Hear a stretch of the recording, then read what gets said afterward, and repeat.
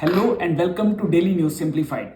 Here we will take up the news articles from The Hindu of Delhi edition and discuss them as per the demands of UPSC Civil Services exam. The topics for today's discussion are listed on your screen. Let us begin our discussion. Before starting today's discussion, I would like to announce that most of the news which have featured in today's newspaper has already been covered comprehensively in our last week's DNS videos. And in order to maximize the value of your time and to keep you updated with the latest developments, we have decided to focus solely on the remaining areas that have not been addressed yet.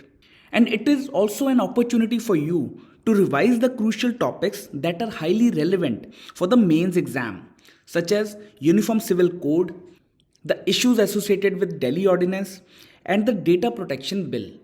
We will briefly discuss the context and relevance of these articles in the initial half of this video. As you all are aware that Uniform Civil Code is in news since last many days, and it is an important theme on which UPSC might ask a question in the upcoming mains exam. And the context of this news is that the 22nd Law Commission called for responses on Uniform Civil Code in India, which ignited a necessary but contentious debate.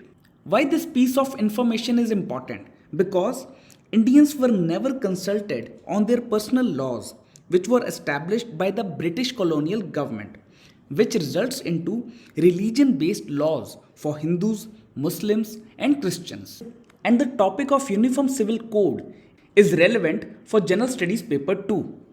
And I have covered each and every aspect of Uniform Civil Code on 14th July's DNS. We have attached the YouTube link of the same so that you can revisit and quickly revise the important aspects associated with Uniform Civil Code. As you can see, everything was covered in detail. So, you just need to quickly revise the important dimensions from this particular video. And the next important topic of the day is the Digital Personal Data Protection Bill, which has been recently approved by Union Government. And this particular topic is relevant for General Studies Paper 2 under Polity and Governance section. And this particular topic is also covered on Sunday's DNS dated 16th July by Pooja ma'am. You can quickly revisit this video to revise the important aspects associated with this particular bill. And the next important news which appeared on the front page of The Hindu is regarding Delhi dispute. And the context of this news is that Supreme Court of India hinted at the possibility of directing Delhi government's petition against a central ordinance which grants significant authority over civil services in the national capital to Lieutenant Governor to a constitutional bench. And this topic is relevant for General Studies Paper 2. Now this issue had been discussed in detail by Ankit sir on 4th July, in which the legality of Delhi Ordinance was discussed. You can watch this video to revise the content which is important with respect to this particular issue. And before moving on to the topics which we will be covering in today's analysis, we will quickly go through the Delhi dispute. Now what is this dispute is all about? In May 2023, Supreme Court in unanimous verdict had held that Delhi government had legislative and executive powers over services except for land, public order and police. Hence, Supreme Court had given powers to Delhi government with respect to the services of officers who are working under Delhi government. But the issue arose when Union government introduced an ordinance under Article 123 to bypass the judgment as it re-empowers center over the services under Delhi government. So, due to this particular ordinance, the dispute has arisen between Delhi government and Union government. Let us quickly go through the arguments given by both the governments. The arguments given by Delhi government include Union government had amended the constitution through ordinance route, as it is mentioned under Article 239AA of Indian Constitution that Delhi government has legislative and executive powers over all the subjects which are mentioned in the state list except public order, land and police. So, if Union government came up with an ordinance to bring services under its control, it is seen as an amendment to the constitution by Delhi government. The second issue raised by Delhi government, and it said that its power over state public service under entry 41 of state list has been taken. And the third argument raised by Delhi government is that the Permanent National Capital Civil Service Authority renders Chief Minister of Delhi a minority voice in the governance of Delhi. And why it is so? Because in the ordinance it is mentioned that the National Capital Service Authority shall decide matters before it through the majority of votes of its members present and voting. And this authority will be headed by Chief Minister of Delhi and will also include the Chief Secretary and Home Secretary of Delhi government. So, if Chief Secretary and Home Secretary together decides to vote on certain issue, then that decision have to follow irrespective of the reservations of Chief Minister. So this is an important issue which is raised by Delhi government. And on the other hand, Union government has also came up with its own arguments. The first one is, it said that ordinance will be tabled in parliament during monsoon session for debate and discussion. In short, they are saying that the Union government is ready to discuss the issues associated with this particular ordinance. The second point they have raised is that Parliament had overriding powers to make laws even on the subjects regarding which the Legislative Assembly of Delhi would be competent to enact laws, which also include the subjects under state list. And the third argument raised by Union government is that after the Supreme Court's judgment in May, Chief Minister and his ministers went on a rampage against the officers regarding their postings and transfers. In order to streamline the process of governance of Delhi, Union government brought in the ordinance to set up a permanent National Capital Civil Service Authority to decide the matters related to postings and transfers. And for detailed analysis of this particular issue, you can refer to the link which is being provided in the description box. The next topic of today's discussion is based on this news, which featured at page number 6 in The Hindu. The context of this news is that Reserve Bank of India and the Central Bank of UAE have agreed to establish a framework for enabling the use of the two countries' local currencies for cross-border transactions. The broader theme of this particular topic is the internationalization of rupee, as India is consistently pushing for transactions to be conducted in Indian rupee. This topic is relevant under General Studies paper 3, in which economic development is a sub-theme. So in today's discussion, we will try to analyze the features of this particular agreement which has been signed by India and UAE and the benefits of this particular agreement. First of all, we will discuss about the agreement signed between both countries. It focuses on establishing a framework for the use of local currencies for transaction between India and UAE, and it also aims to put in a place a local currency settlement system to promote the use of Indian rupee and UAE dirham. And this particular settlement system would enable exporters and importers to invoice and pay in their respective domestic currencies. And further, the Memorandum of Understanding covers all current account transactions plus the permitted capital account transactions. This was the basics about the recent agreement between India and United Arab Emirates.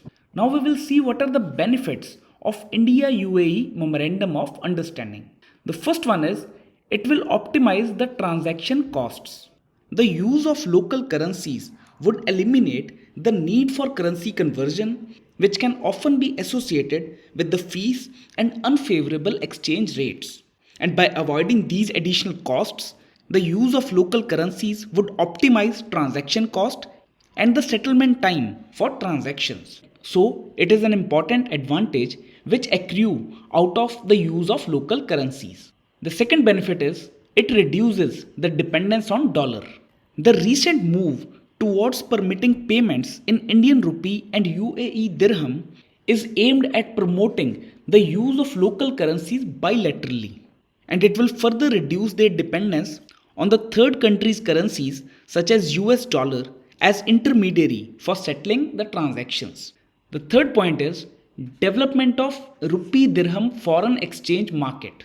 An immediate benefit of this particular move would be the development of rupee dirham foreign exchange market that would help in pricing the currencies independent of their exchange rate with respect to other currencies such as dollar and euro, and it will eventually help in strengthening the economic relations between two countries. The fourth one is it will reduce the exchange rate risks. When conducting transactions in foreign currencies, businesses are exposed to foreign exchange risk, and the changes in exchange rates can lead to unexpected gains or losses. So, by using local currencies, businesses can minimize this risk, particularly for long term payments or contracts. The next one is it will help in promotion of internationalization of rupee. The India UAE local currency settlement system could potentially serve as precursor for other bilateral currency accords, which would act as important step for the internationalization of rupee. The next one is it will increase the investments in Indian markets. For businesses operating in different countries, managing the investments can be challenging when dealing with multiple currencies. If we conduct transactions in local currencies, it can streamline the investment flows as businesses can more accurately predict and plan their investment needs. And the next one is it will serve as a currency entrepot. Before discussing this particular point, let us try to understand what is entrepot. An entrepot refers to a port or a trading post where goods are imported, stored, and then re-exported to other regions or countries. It serves as a transit point for various commodities, facilitating the trade between different areas. From this particular description, you might have understood what the currency entrepot is. A currency entrepot refers to a financial center where multiple currencies are exchanged and traded. In this particular case, United Arab Emirates may emerge as a currency entrepot, and this will enable Indian businesses to deal with the suppliers to settle their trade transactions from other countries. And the last point in this regard is sovereignty and autonomy. If countries are conducting transactions in their own currencies, it enhances their economic sovereignty and reduces the reliance on foreign currencies and financial systems. In conclusion, you can write that using local currencies for transaction between two countries can lead to increased efficiency, cost saving, improved trade relations, which benefits both the businesses and the broader economies involved. However, implementing such a system may require a cooperation between governments, financial institutions, and businesses to overcome the potential challenges. In this way, you can conclude this particular topic. Moving on to the next topic, which is based on this news, which featured at page number 1 in The Hindu. And it basically talks about the Niti Aayog report on multi-dimension poverty. As India aims to reduce poverty in all its forms by at least half by 2030 as per the Sustainable Development Goal Target 1.2. And to measure India's progress in this particular respect, Niti Aayog has developed an index to monitor and address the multidimensional poverty. Moreover, the baseline edition of National Multidimensional Poverty Index was launched in 2021, and the second edition of National Multidimensional Poverty Index has been developed based on National Family Health Survey 5. As the topic of poverty is relevant for General Studies Paper 2, in which the issues relating to poverty and hunger is mentioned. Hence, we need to discuss this topic in detail. Before starting the discussion, let us have a look at this question which appeared in 2020 mains. And it says, the incidence and intensity of poverty are more important in determining poverty based on income alone. And in this context, analyze the latest United Nations Multi-Dimension Poverty Index report. You need to answer this question in 250 words. Hence, from this particular question, you might get an idea that the Multi-Dimension Poverty Index is important for UPSC mains exam. Now let us try to understand what is this multi-dimension poverty. It refers to a concept that goes beyond traditional income-based measures of poverty, and it takes into account various dimensions of deprivation that individual or households may face. And the broader dimensions include health, education, and standard of living. And this index is developed by UNDP and Oxford Poverty and Human Development Initiative, and it is used to measure the levels of poverty across the globe.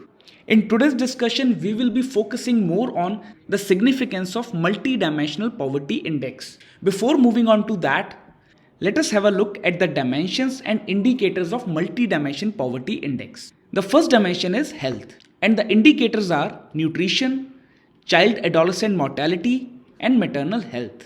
The second dimension is education, and the indicators with respect to education includes the years of schooling and school attendance. And the last one is standard of living, and the indicators in this dimension includes cooking fuel, sanitation, drinking water, electricity, housing, assets, and bank account. There are total 12 indicators and 3 dimensions under the National Multi-Dimension Poverty Index.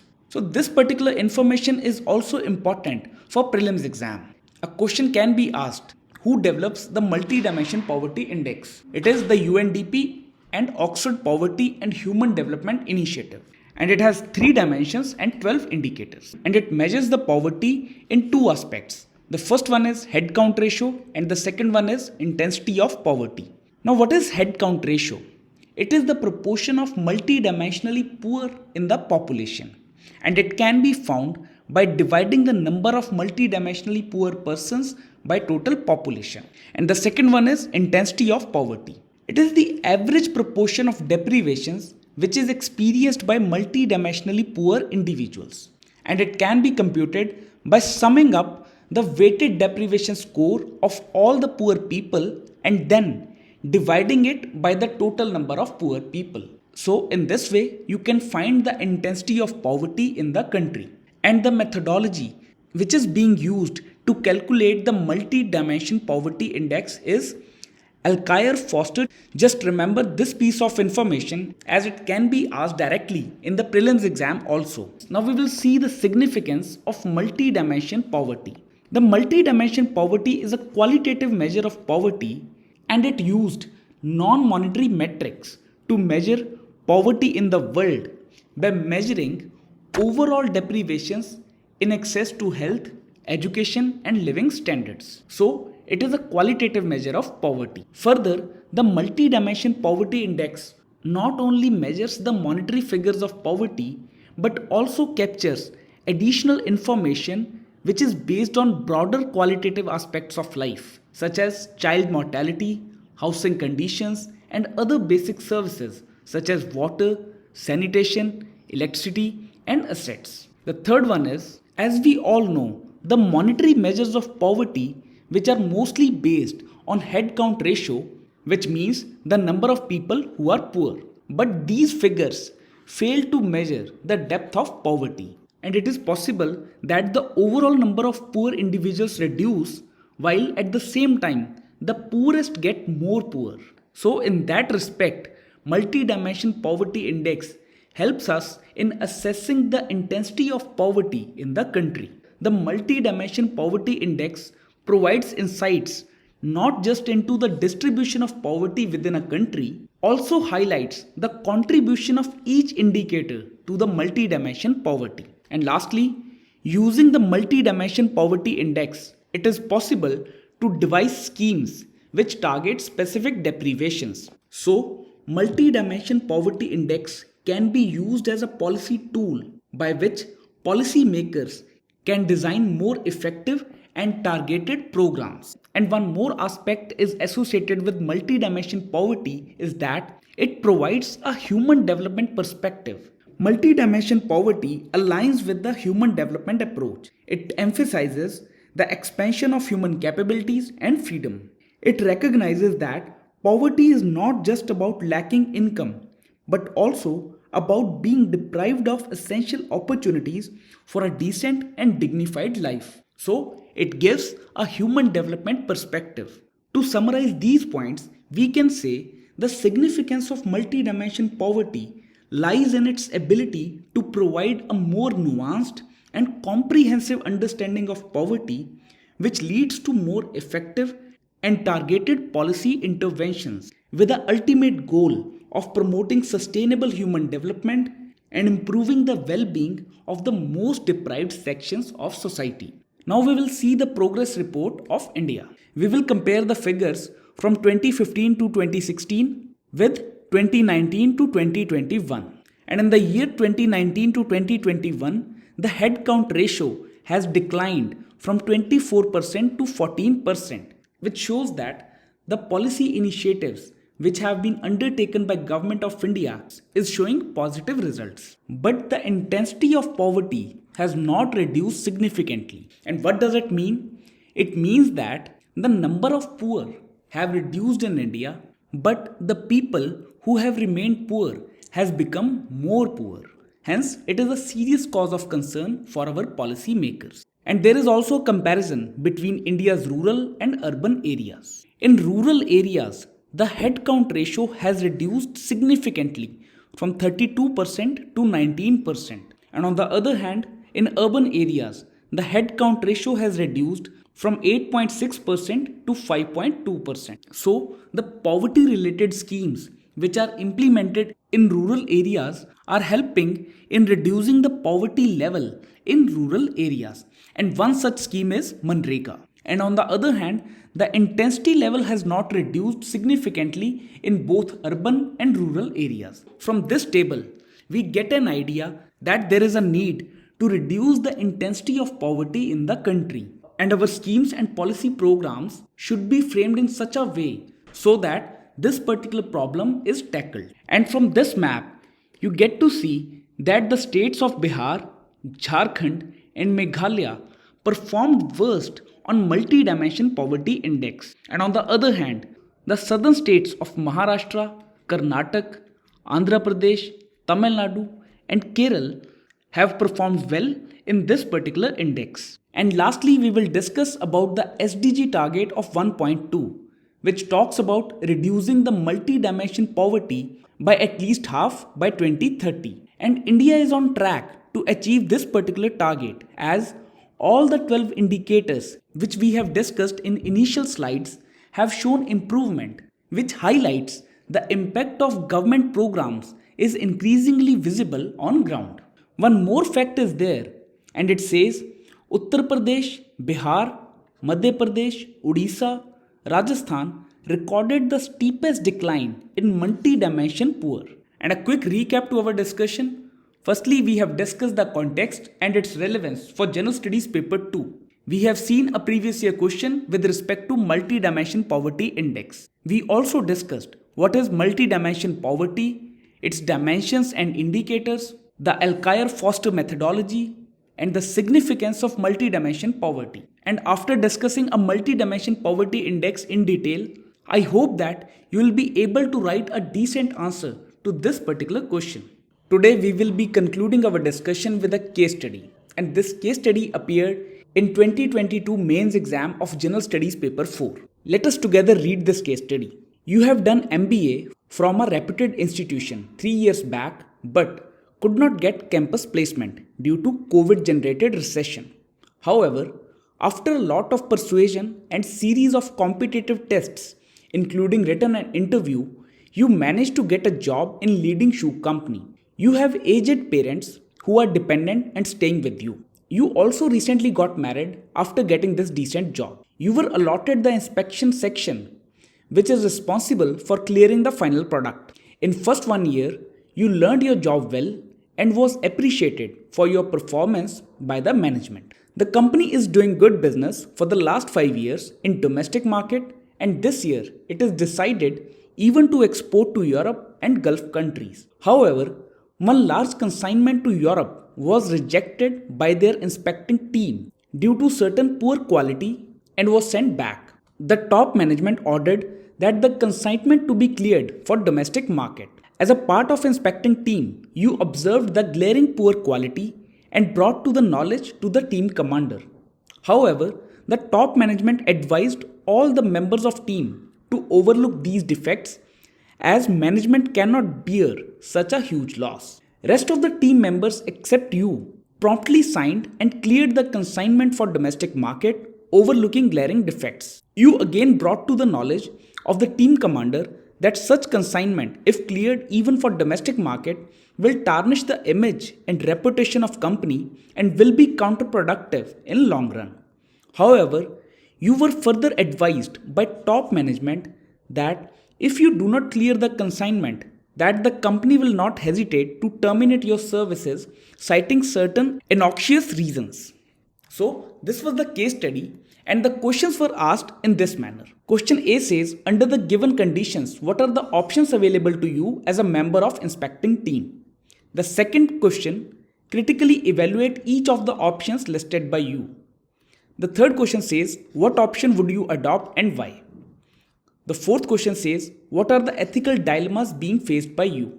And lastly, what can be the consequences of overlooking the observations raised by the inspecting team? We will address the part A and part B of the question together.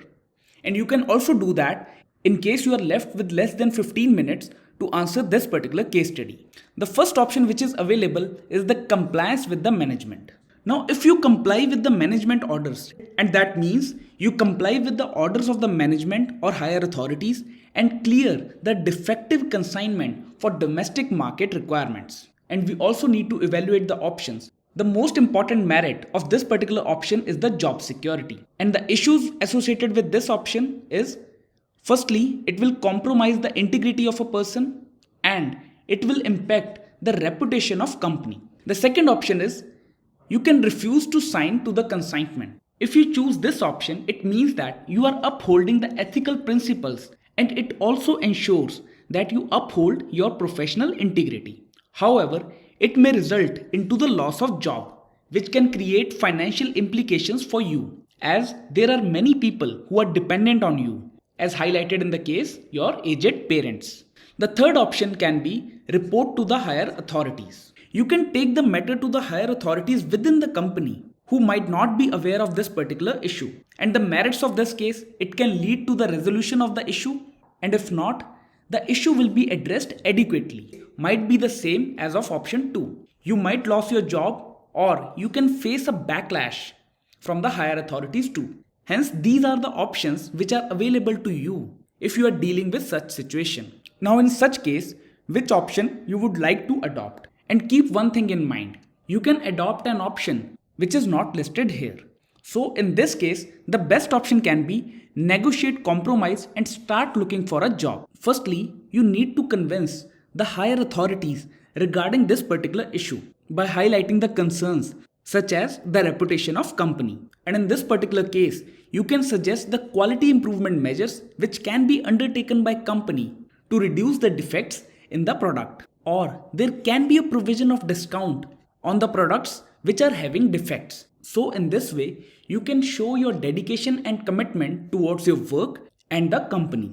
And while focusing on these things, you can also start looking for a job in case your suggestions are not being accepted by the management or higher authority, so that you can have a plan B to manage your finances and your responsibilities. Now moving on to the next part of the question, which talks about the ethical dilemmas. The first dilemma is upholding personal ethics versus job security. As you are a part of inspecting team, your responsibility is to report the poor quality and refuse to clear the consignment.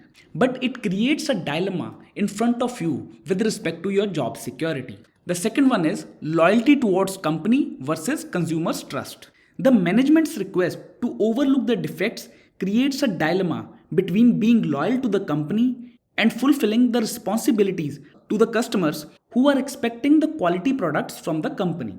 And lastly, short-term gains versus long-term consequences. In this case, the management's focus on avoiding a huge loss in short term clashes with the potential damage to company's reputation and future prospects due to compromising product quality. Hence, these were the major dilemmas which are being faced by the person. And lastly, the consequences of overlooking the observations raised by inspecting team.